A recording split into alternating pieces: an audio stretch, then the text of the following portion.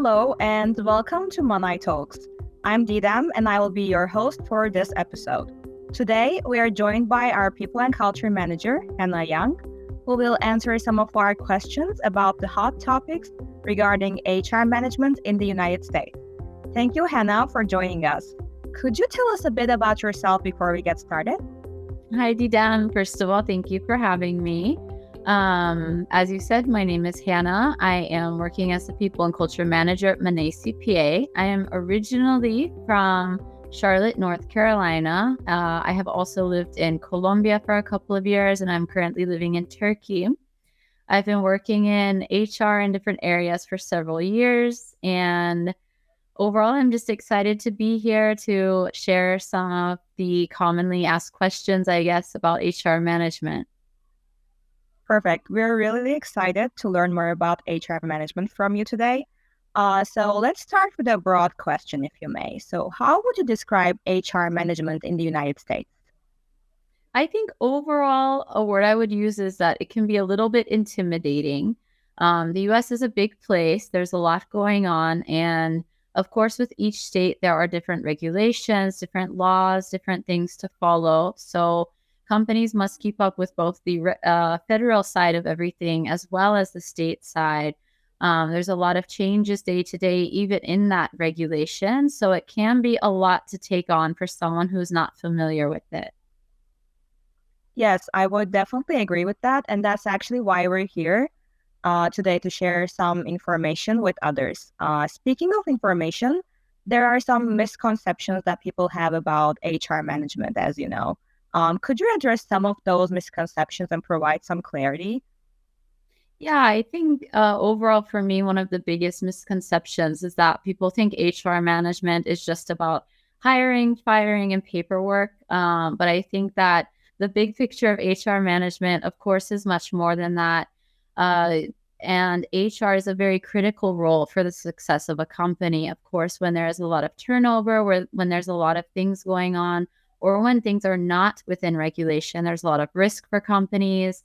Productivity can go down. It can be very expensive as well. So I think more companies and people in general should maybe see the overall picture of HR and the role that that plays in the current state as well as the future of the company. Great points. That's actually something that I come across too as well. People I know also think like if HR gives them a call, it's usually a bad thing for them. But that's, I think, one of the biggest misconceptions because there's more to HR than just hiring and firing people. Yeah. So let's dive into some specifics now. When it comes to hiring, what are the top recruitment platforms in the US? Because I know there's plenty and people may get confused when it comes to choosing the right one for them. Are there like any specific ones that you use and recommend to others? Yeah, I think probably one of the most known ones right now is LinkedIn, and that's used globally, of course. But other than that, there are websites such as Indeed, Glassdoor, ZipRecruiter, as well as a lot of different applicant tracking systems, which actually gives you the power to open an ad on all of these with just one click and then manage your candidates in the same place. So a lot of these websites that I mentioned a moment ago have more than just a apply for this job button. You can research the company, you can research the salary range for these positions. You can learn a little bit more, build your skills as well. They've really become a really good platform for job seekers as well as employers. There are also ways to source candidates, to reach out on your own. There are a lot of different opportunities, but those ones I mentioned, I would say, are the biggest ones, especially LinkedIn and Indeed. Mhm. Thank you for the information. Another topic that confuses employers from time to time is, I believe, the different employee types available in the US, like full-time, part-time, contractor, exempt, non-exempt. There's like a variety of types of employees. So could you be able to maybe clarify what each of these mean and their, advantages and disadvantages for employers? Yes, absolutely. I think a lot of people know about full-time and part-time employees. So full-time employees generally work 40 hours a week or more in the US, and part-time work less than that and generally do have an hourly based salary rather than a yearly. The next step up from that is exempt and non-exempt. So for exempt employees, based on their profession or their job description, they are not generally paid overtime when they work more than 40 hours a week, but non-exempt employees do have to be paid overtime. So a common mistake that companies make are mislabeling exempt employees. This is something that is very important. It's important to look at their job description very carefully, what they're doing. And actually, the definition and the wage requirements can change for each state. So, this is something very careful for employers before making that label of exempt or non exempt. Other than that, and becoming very popular recently, more popular than before, I would say, is hiring contractors or 1099 employees. They are working maybe full time, maybe part time. And generally, the definition is that you, as the company, give them work and they control how they do it. They control the time that they do it. So it's a little bit different than working, let's say, a 9 to 5 job. Other than that, they are generally not available for benefits, and they also do have to pay their own taxes. So, whereas full-time employees or part-time employees, or what we say W-2 employees, have all of their taxes taken out of their payroll, contractors are paid full and gross, and then must have to pay their taxes during tax season. Mm-hmm. I see. Thank you very much for the clarification on those. We get asked that pretty frequently, so I think it was valuable for many of the people that are watching us. So another crucial aspect of hiring is, I believe, that the hiring process is fair and unbiased. How do you go about doing that, and what steps do you take to avoid any sort of discrimination when hiring someone? Yes, this is a very good question, and I think something that's very important. Not only is it very important to avoid bias in the recruitment process, but also diversity is a very important part of a business. People bring different ideas, different backgrounds, and being able to share those can really provide great benefits to a company or a business. So, to avoid bias, when screening candidates, it's possible to kind of just look at their qualifications. So, on their resume, they generally write their skills, they write their education. Just look at these at first. Know the position that you're hiring for and really what you're looking for can also make screening more efficient and also really help the bias in that process. Also, some of the applicant tracking systems and other job posting sites do have a tool where they extract the data from the CV and put it in the same format as everybody else, just a plain white page, basically. So this can also help reduce bias when you're doing screening and then move on to the candidates really based on what is really in their CV or their resume and not all of the extra things. And finally, during interviews, of course, it's very important not to ask questions based on somebody's ethnicity or race or religion or other factors that really do not pertain to this job that they're doing. Not only is this illegal, but this is also something that really should be considered in a company's equal employment opportunity policy. So, as I mentioned before, know your position, know what you're looking for, and just go from there with your questions. Mhm. Well, yeah, there's definitely a lot to consider during the hiring process. So, speaking of that process, what are also some of the mistakes that companies make during the hiring process? Maybe you came across multiple of these. So, how can these be avoided? What are the ones that stand out the most to you? Yeah, I think maybe a frustration, maybe as you know, in the past years, there was this thing called the Great Resignation. More employees are working freelance or are opening their own businesses or things like that. So hiring has become very competitive in recent years. What's really important then is to attract candidates to your job, and everything starts there. So, preparing a good job description with enough details, sell yourself, market your company. So, writing your benefits plans or writing about your company, your history, the things that you're proud of can really make your job posting stand out compared to other companies. Um, Candidates are also looking for transparency. So when I mentioned benefits, this also goes along with that. Having a good career page is also really important so that they can go back, look, and see what your company is really doing in terms of hiring and employment. Other than that, not aligning expectations throughout the whole recruitment process. So maybe you're not asking your candidate what they're expecting. Maybe they think something else when they come into the company. When you don't align these expectations from the beginning, it can cause higher turnover, as maybe you're expecting something else from the new employee, or they're expecting something else from the company, and it creates a mismatch. So definitely knocking those questions out and really understanding the candidate, what you want, what they want, is really important from the beginning. And finally, onboarding, which kind of is not hiring, but I think it's really important because onboarding should start before the first day. So throughout that interview process, the candidate experience, kind of making that first impression with them is really important. When you don't give a good candidate experience or don't set them up for success throughout that onboarding process, this can also have further implications later in their employment.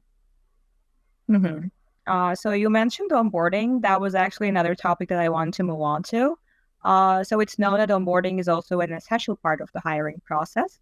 Could you maybe share some best practices for onboarding when you hire new employees, and how do you ensure the smooth transition to their new roles? Yes, you're absolutely right. And as I mentioned, onboarding does start before the employee's first day. And it has been linked that onboarding process is very important and definitely leads to lower turnover when the onboarding process is smooth.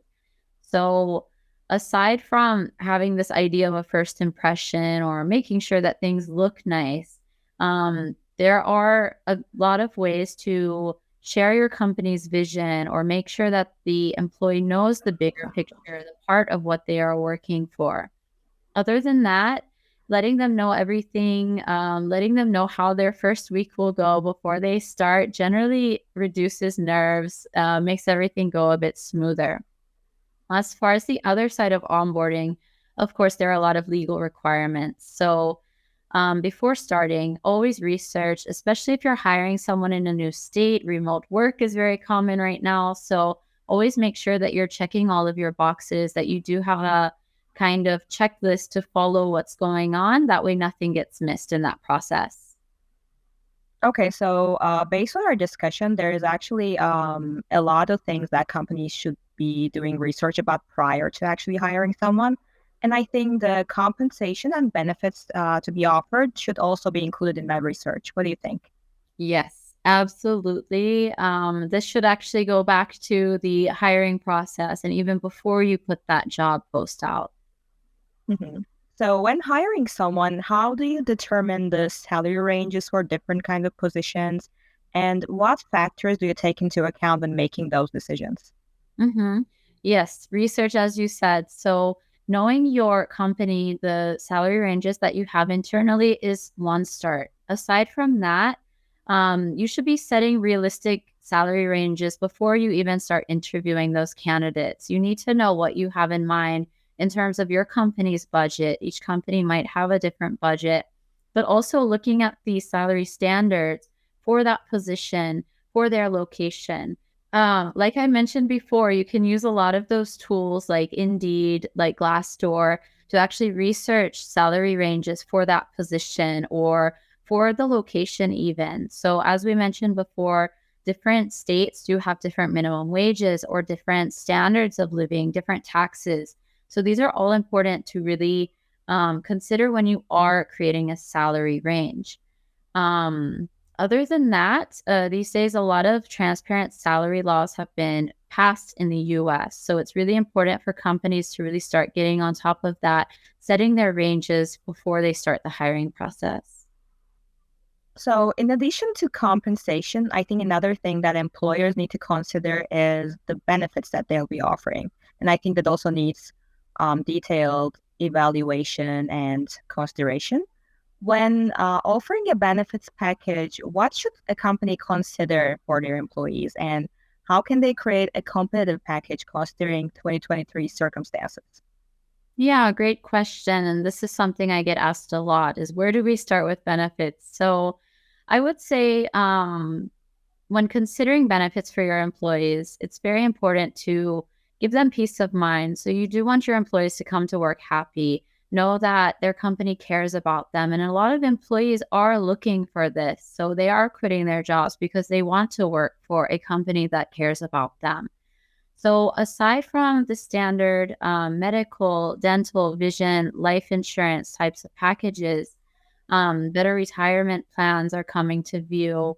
Aside from that, a lot of well being support or employers who are looking into fostering a healthy lifestyle for their employees are becoming very popular. Employees that do have this, let's say, peace of mind within their company tend to be more productive. They do tend to be happier and stay longer in their companies and their roles. I think that also working with a broker can really help. So brokers do have access to a lot of different plans, the pricing points. They can really go through the company, the needs, the location, all of these things can have an effect. And working with that broker that can really take care of the big picture is a really good place to start for companies that don't know. And the next thing I would like to ask you about are the different types of leaves available, like the sick leave, the annual leave, and the family leave. What are like the details of these kind of leaves and which ones are required for employers to offer their employees? Yeah, I can start with it's complicated. um, as many people do know, there are a few federal regulations. This includes even maternity leave or sick leave or annual leave, like you mentioned. These are things that a lot of times are left up to the states or even the companies. So the states vary a lot. There's a lot of confusion here.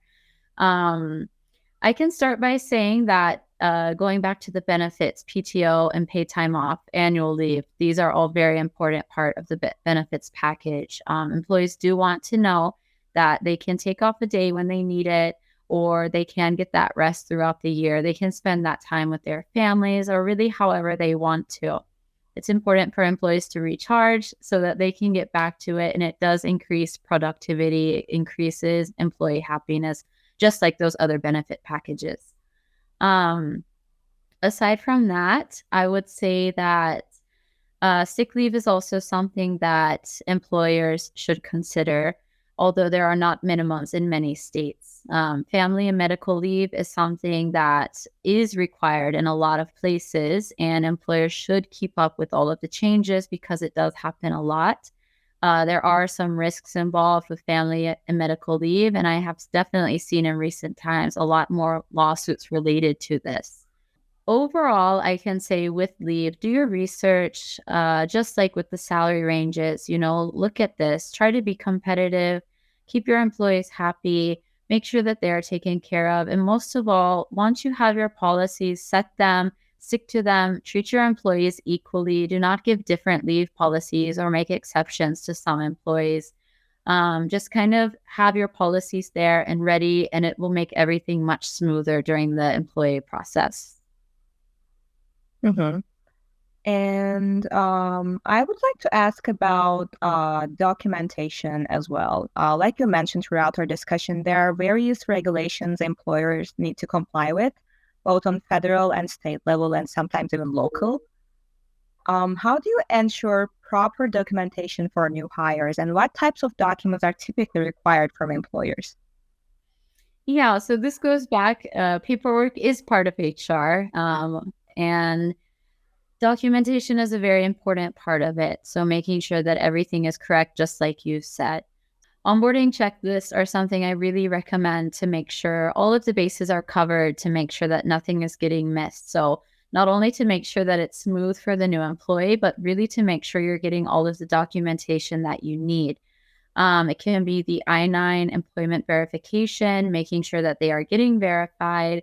It can be their tax forms, whether they are full-time, part-time, or a contractor, as we talked about earlier, making sure that the correct state withholding form, if there is one, is given to them, as well as their employment agreement, the company employee handbook, all of their policies.